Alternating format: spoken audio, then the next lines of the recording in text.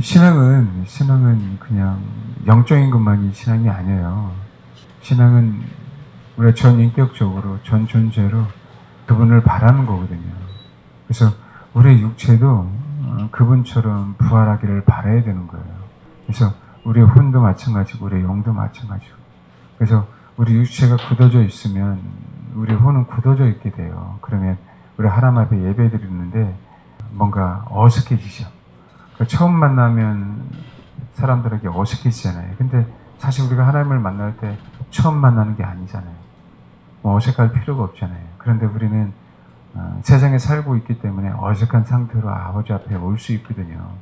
그래서 이 찬양을 통해서 우리의 혼만, 우리의 마음만 풀어놓는 게 아니고요. 우리의 육체도 사실은 풀어놓는 거예요. 그래야 내가 편안해지죠. 여러분 생각해 보십시오.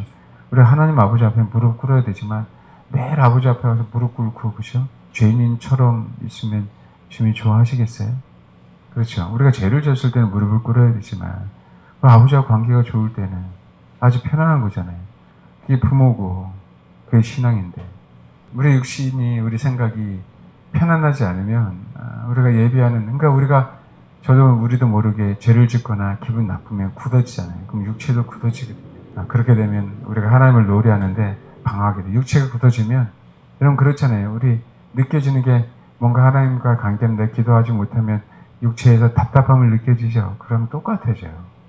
그 육체가 편안해지는 게 우리의 목표는 아닌데 우리의 육체가 답답할 때 그것을 풀어놔야 우리가 우리 혼이 편안하게 아버지를 추구할 수 있는 거예요. 그러니까 자꾸 에너지를 주여 이렇게만 하는 게 다 좋은 게 아니란 말이에요. 알겠죠? 왜냐하면 불편하기 때문에 그렇게 할 때가 많아요. 불편하기 때문에. 자연스럽게 아버지 앞에 찬양하고 기도할 수 있어야 되는데 항상 뭔가 기도할 때 정형화된 자세 있잖아요. 그게 얼마나 잘못된 자세인지. 그렇게 배워버리면 항상 그래야 돼요. 누가 그러면 맨날 회개기도 매일 해야 됩니다. 근데 왜 회개기를 그쵸? 법정에 앞에 서 있는 자세로 꼭 주님이 매번 판사가 되듯이 그렇게 얘기하냐고. 주님이 아직까지 물론 우리를 죄를 심판하실 분이지만 아직은 그분의 이름이 살아있잖아요. 아직 그분의 자비하심이 있고 그분의 긍휼하심이 있잖아요. 아직 완전히 온 세상을 심판할 때가 아니잖아요. 회개하지 말라고 얘기하는 게 아니라 우리가 어떤 자세가 더 중요하냐 이거죠. 눈물 콧물만 흘리면 회개입니까? 내 목소리만 달라지면 회개냐고요. 그건 아니잖아요. 당장 내가 살기 위해서 그렇게 회개하는 사람들이 많아요. 그럼 회개가 아니죠. 정말 진심 어린 마음으로 아버지 말씀에 불순종한 부분들에 대해서 너무 죄송하다고. 그 자세와 태도죠. 여러분 보세요. 매번 우는 사람이요. 매번 하나님의 음성을 들었대요. 그리고 목사한테 가서 죄송하다고 하라고 그랬대요. 근데 또 나중에 오면 또 그래요. 매번 그것만 반복해요. 그건 회개가 아니지. 나도 짜증나는데 그 얘기 듣기. 정말 중심이 변해야죠. 중심이 변해서 하나님 앞에. 그렇게 배워버리면 내가 그런 모양으로 이렇게 굳어져 가요. 항상 누가 나를 그렇게 생각하지 않을까? 주님 나를 그렇게 생각하지 않을까? 꼭 격식을 차리고 주님 앞에 나가야만 주님이 받아주실 것 같아요. 흠도 하나도 없어야 돼. 죄도 하나도 없어야 돼. 그 옛날에 우리 그건 본받아야 돼. 정말 주님 앞에 드리기 위해서 헌금을 그냥 정말 정성 어린 마음으로 빳빳한 거 달아서 그 자세를 본받아야 돼요. 근데 나중에는 뭐가 남냐면 그것만 남아버리니까 이제 문제가 되는 거예요. 그 자세가 영원토록 그렇게 가야 되는데 우린 그건 분명히 이 시대는 본받아야 되지만 그렇지만 그것만 남으면 그건 신앙이 아니잖아요. 항상 우리가 그것만 남을 때가 너무 많아요. 말씀드렸잖아요. 항상 부활절에는 뭐 해야 되고 부활절에 무조건 칸타타 해야 될 이유가 있어요? 부활절에? 사람을 사서 칸타타를 해야 될 이유가 있냐? 크리스마스 칸타타를 해야 될 이유가 있어요? 뭐 아니잖아요. 크리스마스 이브에는 촛불 예배를 드려야 될 이유가 있냐? 주님이 그렇게 말씀하시면 하는데 제가 말씀드렸잖아요. 촛불 꺼질까 봐요. 왜요? 내가 예배다 촛불 꺼지면 내 인생 끝나는 줄 알고 있어. 그래서 다른 거 생각 안 하고 어떻게든지 세상에는. 그러면 뭐가 생각하면 천능 떨어지는 거 촛불 꺼지지 않아요. 왜? 뭔가 찝찝해요. 내 촛불이 꺼지면. 그렇죠? 내 인생 끝난 줄 알고 상한 갈대를 꺾지 아니하시고 꺼져가는 심지를 끄지 아니하신다는 그 하나님의 말씀은 몰라. 응? 이게 우리 신앙이 이렇게 굳어져 가니까 예배는 항상 똑같아야 되는 거예요. 굉장히 문제죠. 주님이 이끄시는 대로. 때로는 주님이 특성하게 하실 수도 있어요. 왜냐면 그 가사나 그 심령 때문에 우리 영혼이 회복될 수도 있거든요. 기왕이면 잘 부는 사람이 들어야 기도 즐겁죠. 기가 즐겁지 않으면요, 은혜가 안 돼요, 여러분. 이해하십니까? 그래서 사람들이요, 예를 들면 조수미 씨 같은 경우에는 예수를 모르잖아요. 그러니까 노래를 잘하는데 혼으로 부르거든요. 혼으로 부르기 때문에 우리는 영으로 은혜를 받을 수가 없어요. 그분의 메시지가 혼이기 때문에 그래요. 아시겠어요? 그분의 메시지가, 그분의 노래가. 근데 감동이 있죠. 감동이 있잖아요. 그건 혼의 영하고 전혀 상관없어요. 우리를 변화시키지 않는다니까. 그건 혼의 감동이기 때문에 그래요. 알겠습니까? 메시지가 영적인 메시지가 돼야 내가 뭐라고요? 영으로 받을 수 있는 기회가 생기는 거예요. 근데 사람들은 영적인 메시지가 전해져도 예수님 얘기는 다 영적인 메시지잖아요. 근데 그들은 다 육체로 받았고요. 그들은 다 혼으로 받았어요. 그러니까 그들이 변화되지가 않는 거예요. 그나마 제자들이, 그 메시지를 받은 죄인들이, 세리들이 변화를 받은 거죠. 처음은요, 모든 사람은 다 영적인 메시지도 혼으로 듣게 돼 있어요. 왜요? 영적인 세계를 몰라요, 처음엔 다. 거듭남이 뭔지는 모른다고. 다시 태어나는 게 뭔지 몰라요. 그렇기 때문에 어떻게 다시 엄마 뱃속에 다시 들어갔다 나올 수 있나요? 그건 아니잖아요. 이렇게 생각한다고요. 그러다가 계속 예수님의 메시지를 들으면 뭐로 듣기 시작하는 거예요? 영으로 듣기 시작하는 걸 배우는 거죠. 근데 여러분, 우리는 지속적으로 혼으로 듣는 어떤 메시지만을 받다가 그걸 영으로 어떻게 받아들이겠어요? 결코 받아들일 수 없다니까. 받을 수가 없어요. 받을 수가. 근데 우리는 그걸 은혜 받았다고 그러잖아요. 굉장히 중요하다고. 영적인 얘기를 해도요, 혼으로 얘기할 수 있는 거예요. 성경 얘기해서, 이거 성경은 다 영적인 생명의 말씀이잖아요. 근데 이 생명의 말씀을요, 우리는 얼마든지 뭐 할 수 있다고요? 네, 혼으로 얘기할 수 있어요. 왜? 생명의 메시지는. 왜냐하면 이 생명의 메시지가 나에게 생명이 안 되면 나는 혼으로 얘기할 수밖에 없는 거예요. 모든 설교를. 그럼 어떻게 돼요? 성도들은 설교를 생명으로 받지 못하고요, 혼으로 받게 돼 있어요. 그리고 은혜 받았다고 해요. 그런데 나가면 열매가 안 나타나는 거예요. 알겠습니까? 그러면 회개도 마찬가지. 이런 정형화된 거는 항상 조심해야 돼요. 정형화된 거. 주님이 항상 매번 아침 6시에 일어나서 12시에 주무셨다. 그런 게 어디 있어요? 새벽 늦게까지 때로는 기도하셨지. 밤을 새면서까지 기도하셨지. 주님이 언제 정형화됐습니까? 주님이요, 정형화된 삶을 살지 않았단 말이에요. 그분의 이끄심, 성령의 이끄심을 따라 살았지. 마찬가지입니다. 그렇지 않으면 우리가 규칙적인 생활이 좋아요. 근데 그 규칙적인 생활이 우리에게 생명을 주는 게 아니란 얘기예요. 영적인 것도 마찬가지예요. 내가 6시에서 그 이유는 무조건 기도해야 되니까, 그렇죠? 내 시간 건들지 마. 이런 게 어디냐고. 자기 기준이죠. 자기 기준이죠. 물론 특별하지 않으면 저도 저녁에는 시간을 안 만들어요. 특별하지 않으면. 왜? 그 시간이 소중하니까. 그 시간을 내가 가져야 되니까. 아시겠어요? 그러나 이 시간이 전부야라고 얘기할 수 없는 거예요. 그 시간에 상담도 할 수 있잖아요. 그 사람의 사람을 살려야 될 수도 있잖아요. 단, 그 시간은 나의 이익을 위해서 쓰는 것은 아니라는 거죠. 나의 이익을 쓰지 않는다면, 주님이 하라고 하신다고 한다면 뭐 하는 거예요? 그럴 수 있는 거예요. 너무 굳어져 있지. 그럼 어떻게 수십 년간 똑같은 행동을 합니까? 똑같은 예배를 드리냐고. 똑같이 어떻게, 난 초지일간 정말 영적인 사람이 되세요. 초지일간 변하지 않았으면 좋겠어요. 그런데 그런 사람들이 어디 있어요? 세상에 전혀 없지. 우리는 항상요, 봐요. 더하기 빼기를 배우면요, 곱하기 나누기를 배우고 싶은 게 정상이에요. 곱하기 나누기를 배우면 그 이상의 것을 배우는 게 정상이라고. 사람은 그런 호기심과 배움에 대한 어떤 마음들, 열정들이 사람 안에 있어요. 그게 정상적인 사람이라고. 그렇죠? 배우면 즐거워하게 돼 있다. 예수님도 마찬가지예요. 성경을 알면 알수록요, 알고 싶어져요. 예수님을 추구하면 추구할수록 더욱더 그분을 추구하고 싶은 마음이, 이게 신앙이라고요. 근데 어떻게 정형화가 되냐고요. 어떻게 내가 70 먹었다고 거기서 멈추냐고요. 멈출 수 없죠. 80이 돼도 굳어지면 안 되잖아요. 근데 우리는 종교적인 열심을 갖고 있기 때문에 굳어져요. 정교적으로 그렇게 신앙생활을 해왔기 때문에 기도져요. 무조건 새벽 기도 해야 되는 거예요. 안 하면 너무 큰일 날 거다. 안 하면 내가 신앙이 없어지는 것처럼 느껴지는 거예요. 그러니까 그게 뭐가 되냐면 남들은 새벽기도 하기 힘들잖아요. 그러니까 자기에게 뭐가 돼요? 프라이드이기 때문에 나중에 새벽기도를 안 하면 못 견디는 거예요. 이 내 자랑이니까. 나도 모르는 사이. 왜? 난 남들과 달라야 되거든요. 예수 믿는 게 난 남들보다 신앙이 뭔가 좋게 보여줘야 되거든요. 그건 새벽기도밖에 없어요. 내가 남들보다 더 많이 기도하는 거 외에는 없다고. 그러니까 나는 5시간, 6시간, 7시간 기도하니까 내 자랑이 되는 거야. 그 사람이 그 7시간, 8시간 기도하는 의미가 뭐예요? 자기가 자랑이 되려고 기도하는 겁니다. 하나님께서 그에게 병 고치는 은사를 줬어요. 자기가 자랑이 되려고 병 고치는 거냐? 그게 아니잖아요. 여전히 그거를 못 배워요. 하나님이 나에게 병 고치는 은사를 가져가면 난 죽을 것 같아.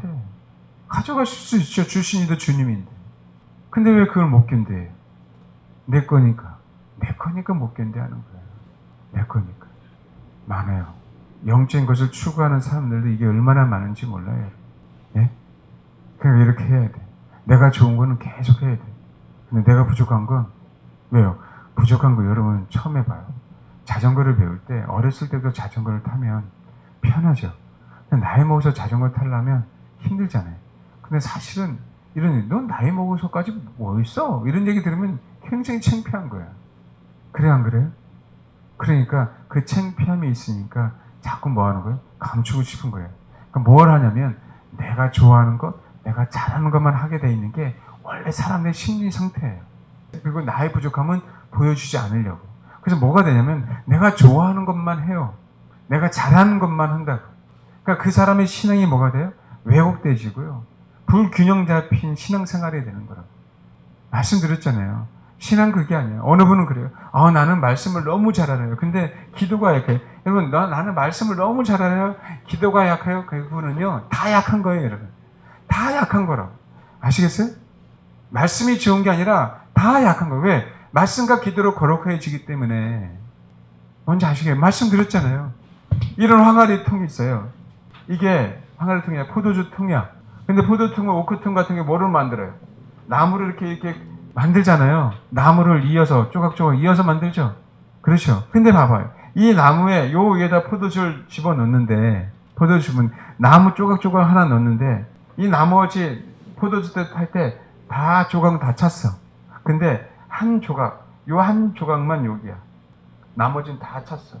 그러면 얼마큼 찰까요? 포도주는 얼마큼 차냐고. 예? 포도주는 이만큼밖에 안 차요. 여기가 다 완벽해도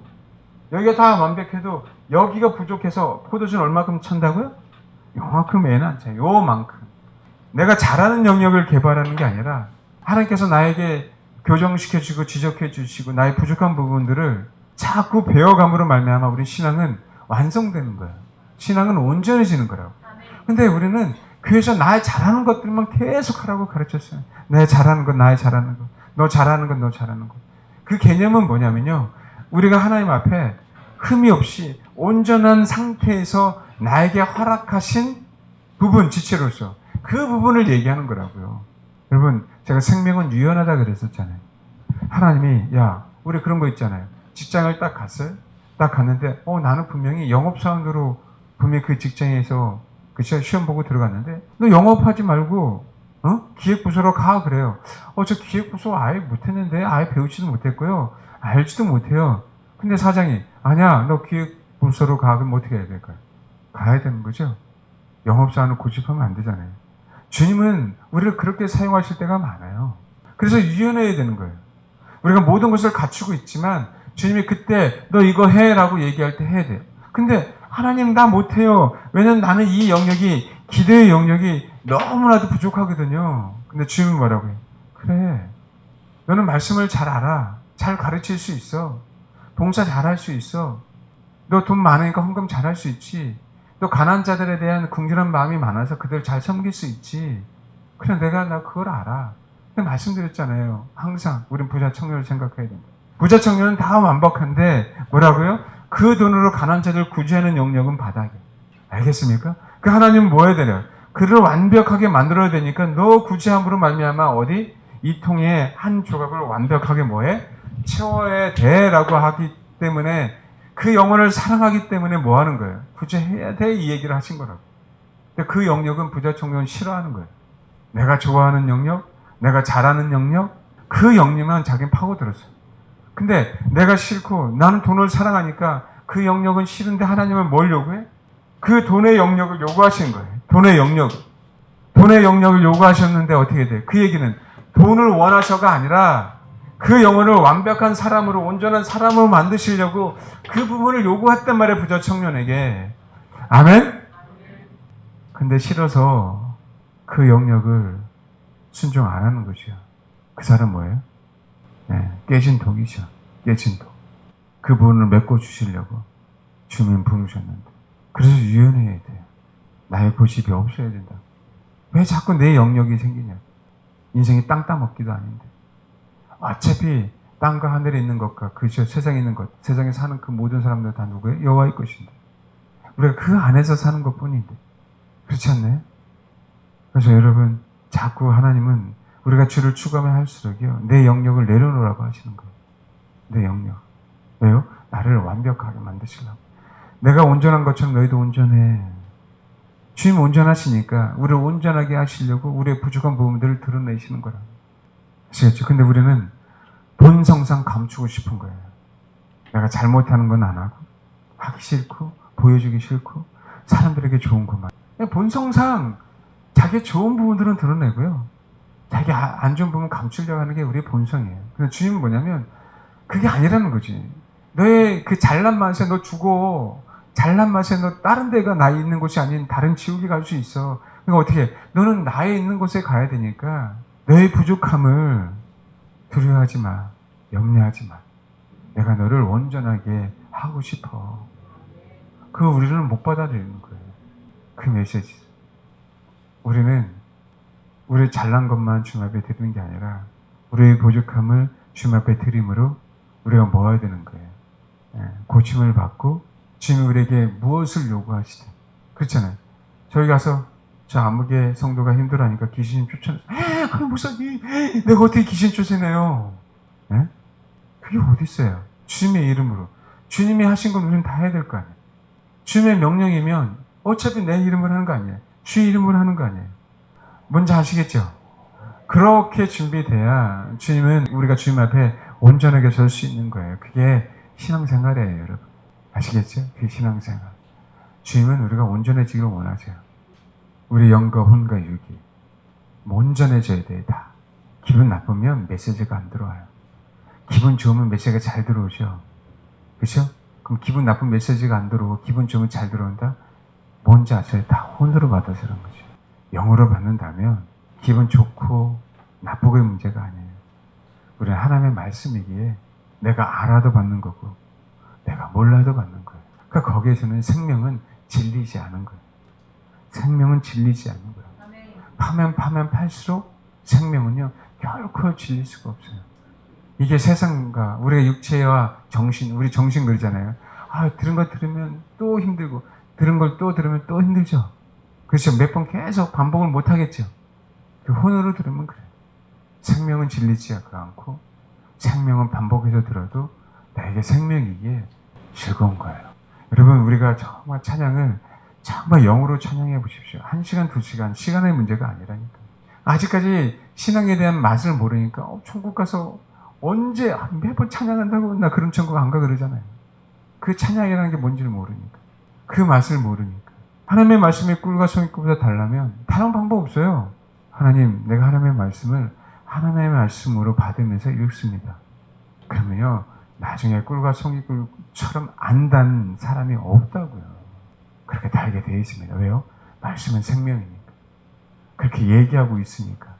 그렇게 저와 여러분이 주님의 사람으로 만들어져서 그렇게 쓰임받기를 바랍니다.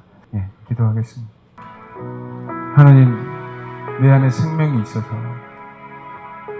주님이 원하신 대로 나를 쓰시고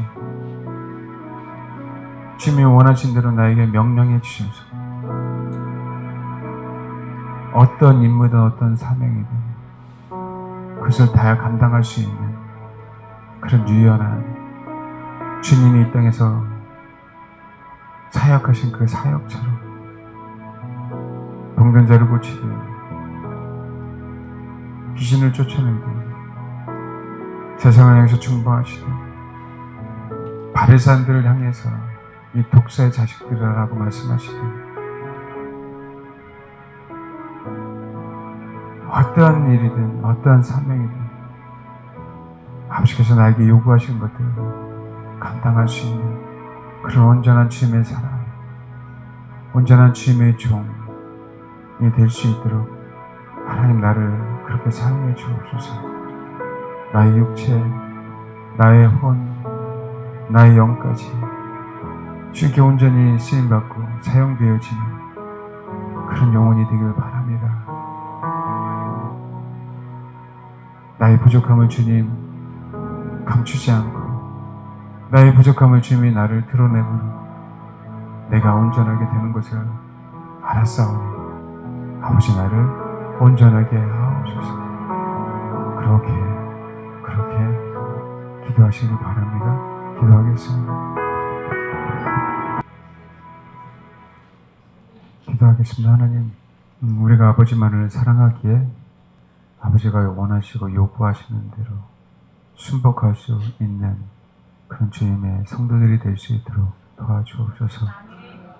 내가 하고 싶은 것, 내가 잘하는 것을 고집하는 것이 아니라 내가 부족하더라도 주님께서 나에게 말씀하시는 것, 하라고 하는 것, 그것에 순복함으로 그 아버지의 우리를 향한 그 사랑, 내가 온전한 것처럼 우리도 온전하게 하시려고 하신 그 사랑임을 알고 힘들지만 주님의 요구하시네 할 수 없다고 그동안은 느껴졌고 그게 살아왔지만 주님의 이름으로 할 수 있다라고 고백하며 주를 의지해서 우리의 부족함을 채우는 그런 성도들 됨으로 말미암아 주님께서 어디에다 어떻게 어떤 방법으로 우리를 사용하시든 아멘하고 순복할 수 있는 그런 성도들 될 수 있도록 축복해 주옵소서. 감사드리며 예수님의 이름으로 기도합니다. 아멘.